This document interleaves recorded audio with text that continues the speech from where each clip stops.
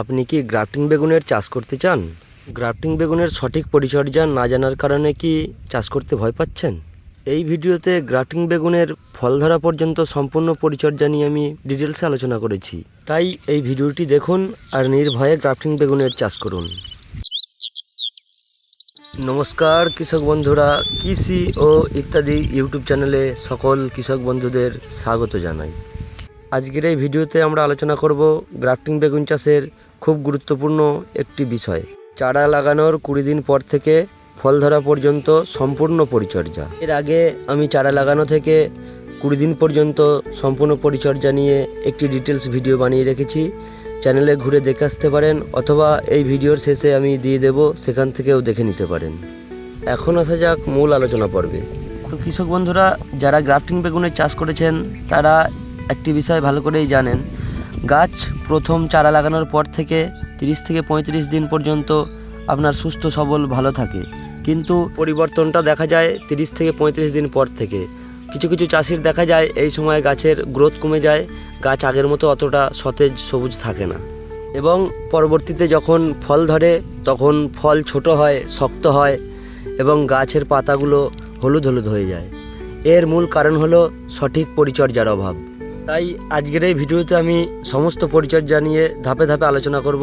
ভিডিওটি স্কিপ না করে শেষ পর্যন্ত দেখবেন এবং ভালো লাগলে একটি লাইক করবেন এবং চ্যানেলটি সাবস্ক্রাইব করে পাশে থাকবেন। বন্ধুরা, গাছের চারা লাগানোর 20 দিন পর থেকে গাছ দ্রুত বৃদ্ধি শুরু করে। এই সময় গাছের মূল লক্ষ্য থাকে ডাল শক্ত করা ও শিকড় বৃদ্ধি করা। তাই এই সময় ইউরিয়া জাতীয় সার বেশি না দিয়ে ব্যালেন্স পুষ্টি দেওয়া খুব জরুরি। এই সময়ে এনপিকে 19-19-19 প্রতি লিটার জলে 1 থেকে 1.5 গ্রাম অনুপাতে মিশিয়ে গাছে বিকেলের দিকে স্প্রে করুন। এর ফলে আপনার বেগুন গাছ দ্রুত সবুজ হবে, নতুন পাতা বার হবে এবং গাছ শক্তিশালী হবে। যদি আপনার বেগুন গাছের পাতা হালকা হলুদ বর্ণের দেখতে পান, তাহলে এই সময় ম্যাগনেসিয়াম সালফেট অর্থাৎ MgSO4 প্রতি লিটার জলে 2 গ্রাম হারে মিশিয়ে 4 থেকে 5 দিন পর স্প্রে করুন। এর ফলে গাছের পাতা সবুজ হবে এবং ভালো খাবার তৈরি করতে পারবে। চারা লাগানোর পর থেকে একটা জিনিস সবসময় খেয়াল রাখতে হবে, এই সময় জমিতে কখনোই বেশি জল জমতে দেওয়া যাবে না, আবার জমি শুকিয়ে ফেলা যাবে না। সবসময় হালকা জল দিয়ে রাখবেন এবং মাটি যেন স্যাঁতসেঁতে থাকে, এইভাবে চাষ করবেন। 30 থেকে 40 দিনের পরিচর্যা। এই সময় গাছ ঝোপালো হতে শুরু করে এবং গাছের কুড়ি আসতে শুরু করে। তাই এই সময় বিশেষ কিছু গুরুত্বপূর্ণ কাজ করা প্রয়োজন। গাছের নিচের দিকে অপ্রয়োজনীয় ডাল বা শাখার কেটে ফেলে দিতে হবে। বিশেষ করে গ্রাফটিং বেগুনের জয়েন্টের নিচের থেকে যদি কোনো ডাল বার হয়, সেগুলো সাথে সাথে কেটে ফেলে দিন, কারণ এগুলি রুট স্টকের ডাল। এগুলি না কেটে দিলে দ্রুত বৃদ্ধি পাবে এবং গাছের শক্তি কমে যাবে ও পরবর্তীতে ফলন কমে যাবে। এই সময় দেখুন বন্ধুরা, গাছে কিছু ফুল আসছে। তো এই সময় কি করণীয়?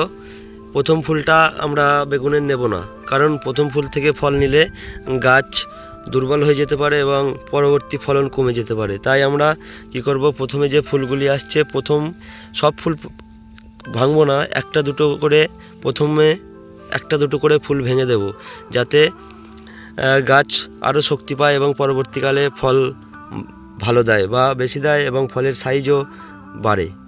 সময় গাছের জন্য বোরন খুব জরুরি, কারণ এই সময় ফুল আসছে এবং কিছু জালিও দেখা দিচ্ছে। এখন বোরন স্প্রে করলে ফুল ঝরা কমবে এবং পরবর্তীতে ফল সেটও ভালো হবে। তাই প্রতি লিটার জলে 1 গ্রাম অনুপাতে বোরন মিশিয়ে গাছে ভালোভাবে স্প্রে করে দিন। এখন আমার বেগুন গাছের বয়স 30 দিন। এই সময় আমি একবার স্প্রে করব NPK 0050। NPK 0050 স্প্রে করলে কি হবে, যে আপনার যে দেখুন এখন ভালো রকম ফুল আসছে এবং গাছে মোটামুটি 2-1টা করে ফলও এসেছে। তো এই সময় NPK 0050 স্প্রে করলে গাছে ফুল ও ফল সেটিং ভালো হয়। এটি আমরা স্প্রে করব প্রতি লিটার জলে 1 গ্রাম হারে। এই সময় যেহেতু আমার বেগুন গাছে ফুল আসছে, তাই এই সময় আমরা গাছে একবার স্প্রে করব NPK 13-40-13। NPK 13-40-13 স্প্রে করলে কি হবে, NPK 13-40-13 স্প্রে করলে গাছের ফুল আসার প্রস্তুতি ভালো হয় এবং শিকড় বেশি শক্তিশালী বা শক্ত হয়, যে কারণে আপনার গাছ দীর্ঘস্থায়ী ও ভালো থাকে। তাই এই সময় একবার প্রতি 1 লিটার জলে 1 গ্রাম হারে মিশিয়ে NPK 1340-13 স্প্রে করব। বেগুন গাছের বয়স যখন 30 থেকে 35 দিন হবে সেই সময় আপনারা গাছের গোড়াটা পরিষ্কার করে রাখবেন। এই যদি পাকা বা কিছু বয়স্ক পাতা থাকে সেগুলো ভেঙে দেবেন এবং গাছের গোড়ায় থেকে যদি শিকড় বার হয়, যদি গাছের গোড়া থেকে কোনো শাখা পোশাখা বার হয় সেগুলো কেটে পরিষ্কার করে দেবেন নিচের দিকটা অন্তত। যেমন এইখানে দেখুন একটা ছোট রুগ্ন শাখা বার হচ্ছে বা ডাল বার হচ্ছে, এটা আমি ভেঙে দেবো, কারণ এই যে রুটস্টকের উপরে যেখানটায় এর উপর থেকে আপনারা ডাল বার করতে দেবেন, নিচের থেকে কখনোই বার করতে দেবেন না। কারণ কি হবে, নিচের থেকে বার হয়ে গেলে নিচেরটা একদম মাটিটায় হাওয়া বাতাস কিছু পাবে না, তাতে আপনার ফাঙ্গাস অ্যাটাকের ঝুঁকি বেড়ে যেতে পারে বা ফাঙ্গাসের অ্যাটাক হতে পারে। তাই আপনাদের বলবো গাছের নিচেটা সবসময় পরিষ্কার রাখবেন, কোনো লতা পাতা বা কোনো আগাছা না জন্মায়, কারণ এখানে আগাছা জন্মালে হাওয়া বাতাসটা ঠিক মতন গাছের গোড়ায় পাবে না, আর হাওয়া বাতাস ঠিক মতো না পেলে আপনার গাছে ফাঙ্গাসের আক্রমণ হতে পারে, গাছ রুগ্ন হয়ে যেতে পারে বা মরে যেতে পারে। তাই এই সময় গাছের গোড়াটা সবসময় একটু পরিষ্কার রাখার ব্যবস্থা নেবেন।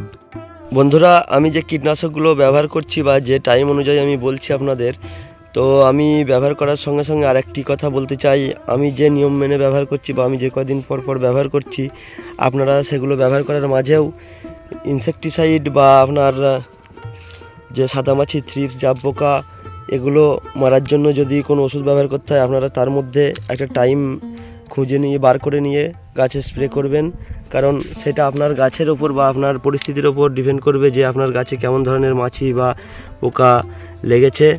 তাই সেটা আমি কতদিন টাইম অনুযায়ী আমি বলতে পারবো না।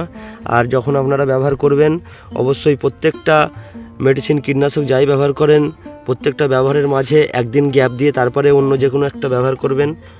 প্রত্যেক দিন যেন ব্যবহার করবেন না, এতে গাছের ক্ষতি হতে পারে বা গাছের ক্ষমতা কমে যেতে পারে। তাই গাছ মোটামুটি 24 ঘন্টা গাছকে রেস্ট দিন, একটা ওষুধ স্প্রে করার পর তারপরেই আর একটা স্প্রে করুন। সবসময় আপনার বেগুন গাছের গোড়াটা একটু খেয়াল রাখবেন। মোটামুটি 8-10 দিন পর পর গাছের গোড়া থেকে দেখবেন রুট স্টক থেকে এরকম আপনার যে জংলি বেগুনের রুট স্টকটা আছে, সেই রুট স্টক থেকে আপনার এরকম ডালপালা বার হবে, যেগুলো আপনাকে ভেঙে দিতে হবে। না ভেঙে দিলে কিন্তু এগুলোর গ্রোথ খুব প্রচণ্ড গ্রোথ, এগুলো আগে বেড়ে যাবে এবং আপনার যেটা VNR 212 আছে তার গ্রোথ কমে যাবে, তখন এগুলো কিন্তু বেড়ে যাবে।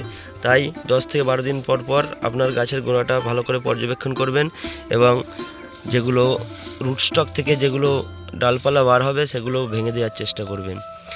আর আগেও বলেছি এরকম যে প্রত্যেকটা গোড়াটা ফাঁকা রাখবেন, যাতে গোড়া থেকে কোনো ডালপালা না বার হয়, একটু উপর থেকে বার হোক, যাতে গোড়াটা ফাঁকা থাকে এবং আপনার গাছে হাওয়া বাতাস ভালো পায়। আপনার বেগুন গাছের বয়স যখন 35 থেকে 40 দিন হয়ে যাবে, অর্থাৎ যখন আপনার ফল সেট হওয়ার সময় আসবে, সেই সময় কিন্তু আপনার বেগুন গাছে লেদা পোকা বা ফল ছিদ্রকারী পোকা বা ডগা ঢলে পড়া, যে পোকার সাহায্যে ডগা ঢলে পড়ে, সেই রোগটা বা সেই পোকাটার, লেদা পোকার আক্রমণ কিন্তু আপনার জমিতে ঘটতে পারে। ছিদ্রকারী পোকা বা লেদা পোকার যদি আক্রমণ ঘটে তাহলে কিন্তু আপনার বেগুন গাছের ডগা বা ডাল এইভাবে ঢলে পড়বে এবং আপনি দেখলে বুঝতে পারবেন যে এর মধ্যে যে কোনো এক জায়গায় একটা ছিদ্র করে পোকাটি ভেতরে ঢুকে গেছে এবং আপনার গাছের ডগাটা এরকমভাবে শুকিয়ে যাওয়ার মতো ঢলে পড়বে। এই ফল ছিদ্রকারী বা ডগা ছিদ্রকারী পোকা দমনের জন্য আপনারা ব্যবহার করতে পারেন সিনজেন্টা কোম্পানির সিমোডিস, ঘরদা কেমিক্যালের কাইট। এছাড়াও আপনারা আপনাদের এলাকায় যেগুলো প্রচলন, যেগুলো ভালো কীটনাশক নামে প্রযোজ্য, সেগুলো আপনারা ব্যবহার করতে পারেন। তাতে আপনার এই ফল ছিদ্রকারী পোকা বা ডগা ছিদ্রকারী পোকার হাত থেকে আপনার বেগুন গাছ রক্ষা করতে পারবেন।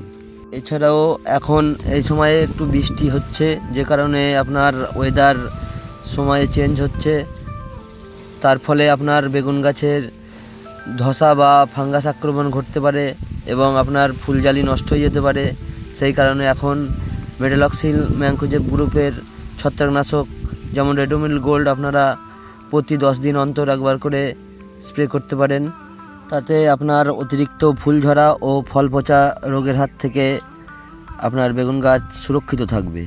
বন্ধুরা, আমি এই সকল নিয়ম মেনেই গ্রাফটিং বেগুনের চাষ করেছি এবং তার ফলন আপনারা নিজের চোখের সামনেই দেখতে পাচ্ছেন। আপনারাও এই সকল নিয়ম মেনে চাষ করুন, অবশ্যই আপনারা গ্রাফটিং বেগুনের পর্যাপ্ত ফলন পাবেন। বন্ধুরা, এই ছিল গ্রাফটিং বেগুন চাষের সম্পূর্ণ পরিচর্যা বিষয়ক ভিডিওটি যদি ভালো লেগে থাকে অবশ্যই একটা লাইক করবেন এবং চ্যানেলটি সাবস্ক্রাইব করে পাশে থাকবেন। দেখা হচ্ছে পরবর্তী অন্য কোনো ভিডিওয়। ততক্ষণ সকলে ভালো থাকবেন, সুস্থ থাকবেন। নমস্কার।